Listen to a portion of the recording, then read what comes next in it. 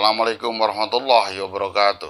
Halo Sobat Literasi, selamat berjumpa kembali dengan saya Blantik Literasi, berliterasi setiap hari.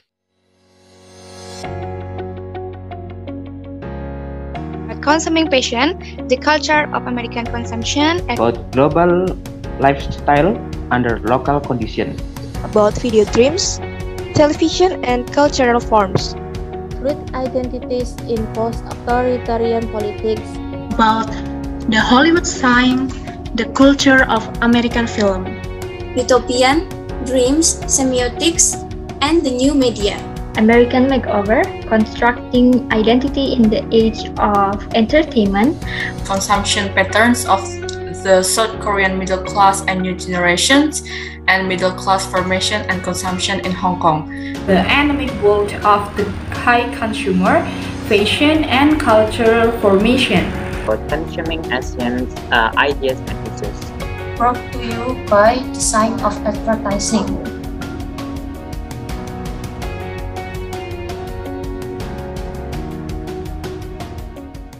Assalamualaikum warahmatullahi wabarakatuh. Good morning, everyone.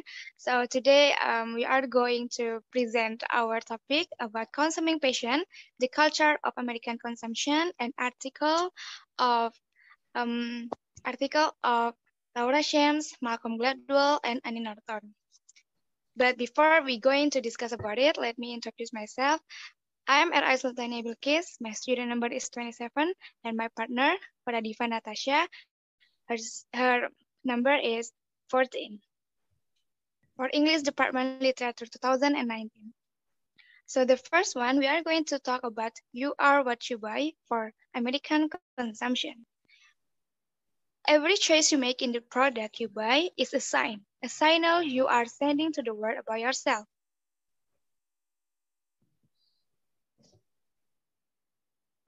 So this is consider the things you do own.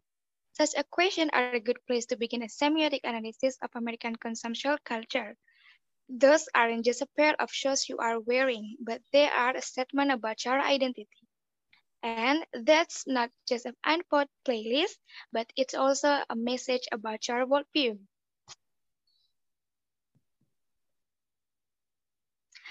Next, let's talk about baggy and versus skinny jeans. This fashion itself has a meaning that we need to explore in order to understand the significance of the things fed. To find that meaning, we need to look at the system within which both the things can be associated. We see how that some object they not typically regard simply as an object can come to assume an array of connotative meanings depending upon the system or code in which it appears. For the example, jerkin jeans, while objectively identical to hipster jeans, simply do not mean the same thing. They belong to a different system, a code that, like a fashion code, changes with the time and context.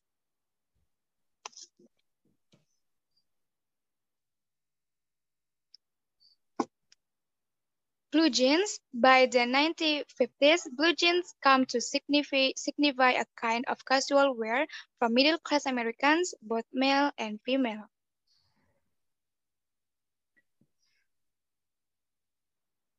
Next, oversized, baggy, and jeans. Entered into denim's history as part of the hip-hop scene. This is the popular during the breakdance era. Baggy jeans were a signifier of evolution of rap or hip-hop toward its gangsta incarnation. For the example, the King of Leon often appear in the same black jeans, narrow ties, and sport jackets that were popular in the new wave era.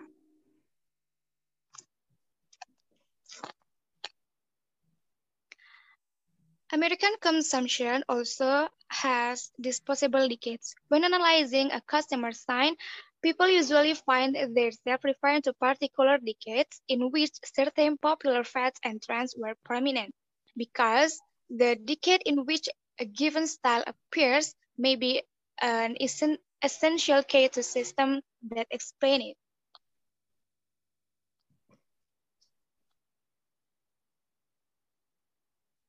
The new design aren't simple functional improvements. They are inducements to go out and replace what you already have to avoid appearing out of fashion. So there was mass production that create a need for constant consumer turnover in the first place.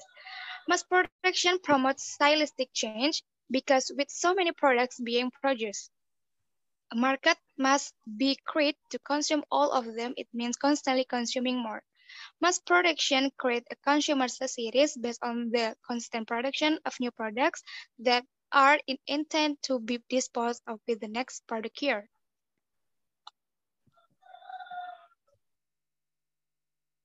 Remember again, in a cultural system where our identities are displayed in the product we buy, it accordingly behooves us to pay close attention to what we consume and why. From the cars we drive to the clothes we wear, we are enchained in a web of consuming images. Okay, for the next material is the article by Laura James, The More Factor. According to Lawrence James, Americans have always been optimists, and optimists have always liked to speculate.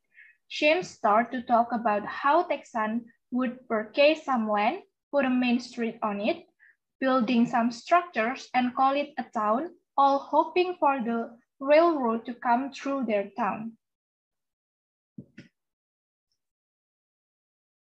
So this is the American Trinity. The first is more, second is opportunity, and the third is frontier.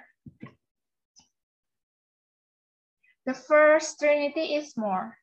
Americans have been so caught up in the need for land and weren't even thinking about all the money. Now that is happening. A growth in responsibility and happiness will have to fulfill our need to believe that our possibilities are still expanding. Consumerism can also be partly to blame as an offshoot of this prevalent concept of having more. Having more equated to achieving happiness, and so consumer culture came to be from this relationship. Although we know that material things or money cannot give us that constant satisfaction of happiness we long for, but it is only a temporary relief. People constantly purchase the latest version of goods they may have already owned, or things that they might not need because they feel an urge to spend money, but for their desire to fulfill this purported sense of happiness, which can be gained from the consumption of goods and services. People believe that more will never run out because there is an unlimited supply. The second Trinity is opportunity. James explained, now America has grown to believe and reinforce the opportunistic concept of the frontier, vast open space where possibilities of success have the potential of cultivative. This concept has become symbolic of what America stands for, the freedom to go farther and farther than man has ever dreamed of and without limits. And while this mindset still exists as an ideology of America, as well as how the rest of the world believes America supports itself, this ideology can no longer hold itself to be true. And the last Trinity is frontier. The frontier was the backdrop and also the raw material for the track of economic booms. The booms became the good and also the justification for the myriad gambles and for Americans' famous optimism.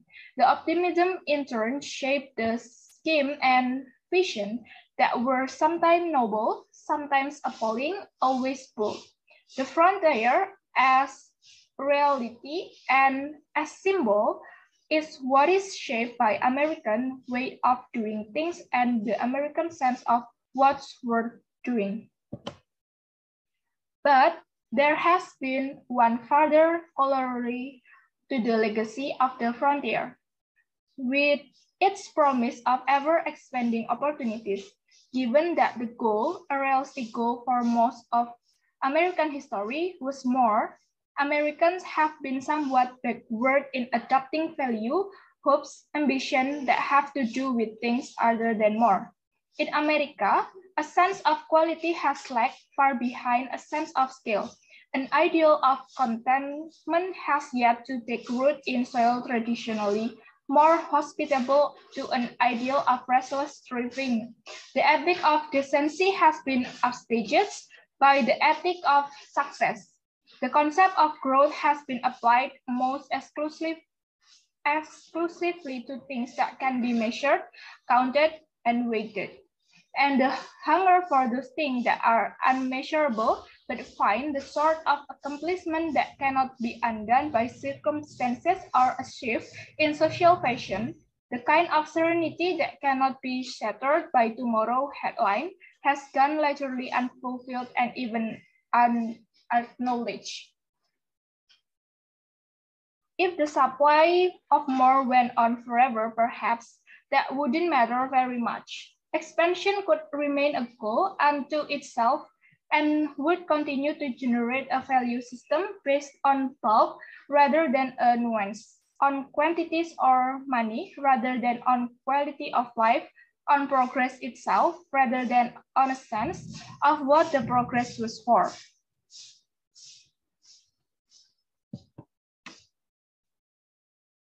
The transition to that new view of progress will take some fancy stepping because at least since the end of World War II, simple economic growth has stood in the American psyche as the best available substitute for the literal frontier. The economy has been the frontier. Instead of the more space, they have had more money. Rather than measuring progress in terms of geographical expansion, they have measured it by expansion in our standard of living. Economic has become the metaphor on which we pin our hopes of open space and second chance.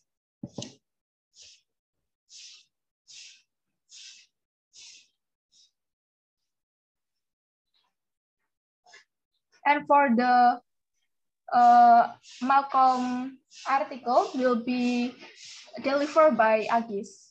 Agis, time is yours. Okay, thank you, Diva. So let's move to the next topic. It's about Malcolm Gladwell article about the science of shopping. The study of shopper and customer. Paco Underhill researched certain techniques that retailers use to attract their customer and how they increase their customer sales.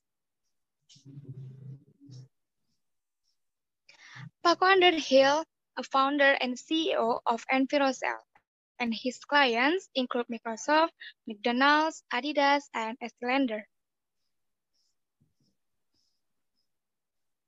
This is the Paco's previous life. He is an urban geographer in Manhattan, and he spent a great time thinking about walking speed. Paco Underhill knows that faster you walk, the more your peripheral vision narrows, so you become unable to pick up visual cues.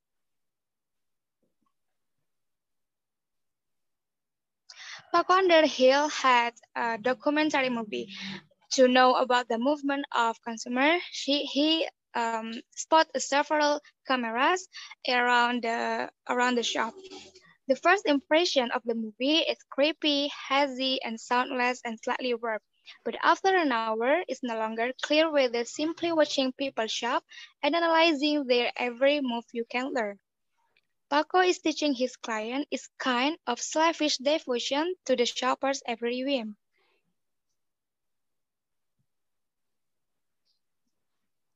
As I said before, Paco Underhill is really understand about the customer, especially what woman wants.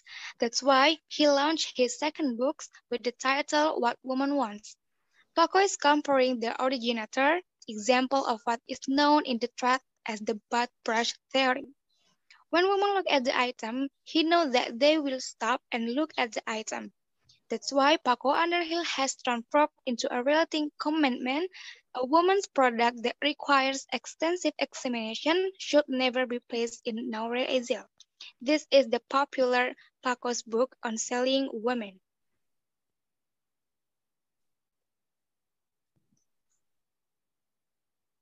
And this is the result of Underhill's study. The first one, invariant right. American would keep to the right side of the store. The second, compression zone. Consumers don't notice the area inside the door of a store. Number 3, petting. Consumers who like to handle merchandise.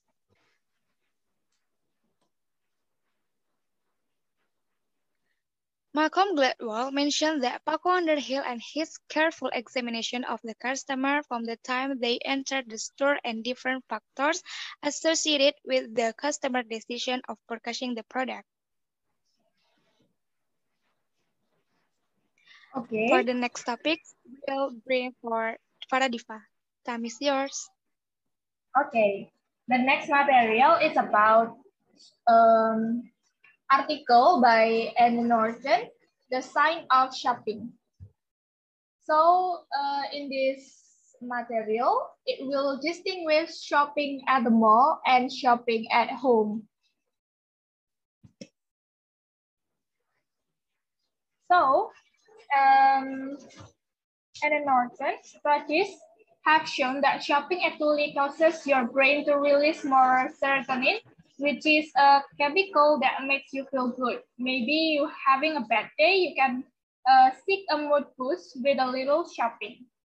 So the first is shopping at mall. In the late of 1970s to 1960s, shopping mall was first used. The term shopping mall, and it became the distinguished sign of suburban decentralization and a favorite subject for a man of cultural conservative.